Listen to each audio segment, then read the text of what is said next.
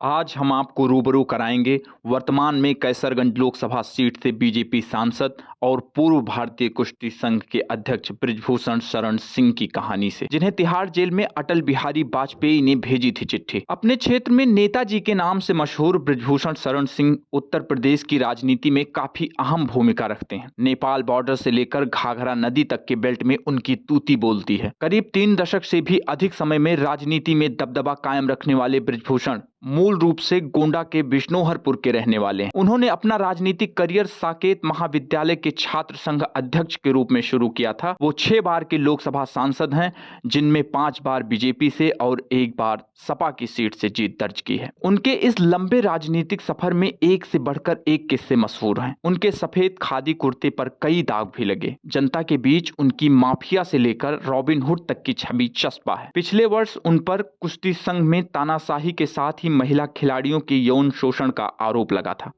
जिसकी सर्वोच्च न्यायालय में भी सुनवाई हुई थी, लेकिन पर्याप्त साक्ष्यों के अभाव में न्यायालय ने फाइल बंद कर दी।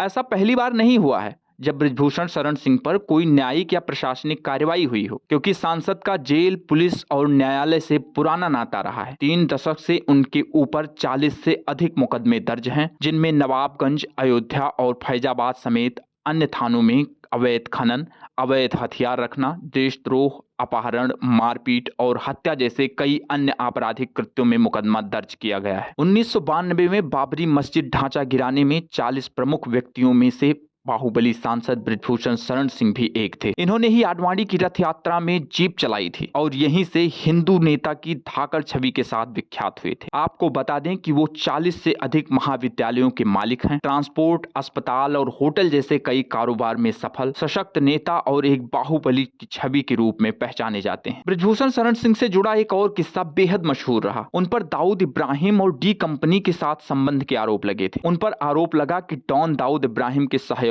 और गैंग के शूटर्स को उन्होंने शरण दिया था। अंडरवर्ल्ड से कनेक्शन के आरोप के बाद बृजभूषण टाडा कानून के तहत जेल में भी बंद रहे। उस समय वे गोंडा लोकसभा सीट से सांसद थे। उनके साथ ही केंद्रीय मंत्री और मऊ के सांसद कल्पनाथ राय को भी इस मामले में आरोपी बनाया गया था। हालांकि बाद में बृजभूषण को सीबीआई ने जांच में क्लीन चिट दे दी थी और कोर्ट से भी वो बाइज्जत बरी हो गए थे। उस समय भारतीय राजनीति के शीर्ष पर रहे पूर्व प्रधानमंत्री श्री अटल बिहारी वाजपेयी ने 30 मई 1996 को पत्र लिखकर बृजभूषण सिंह को हिम्मत दी थी, जिसमें लिखा था, प्रिय बृजभूषण जी, सप्रेम नमस्कार। आपका समाचार मिला। नए सिरे से जमानत का प्रयत्न करना होगा। आप हिम्मत बनाए रखें।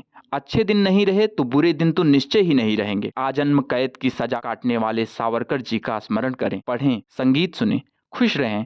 मैं शीघ्र ही आऊंगा। हारिए न हिम्मत, बिसारिए न हरि को नाम, जाहि विधि राखे नाम, ताहि विधि रहिए।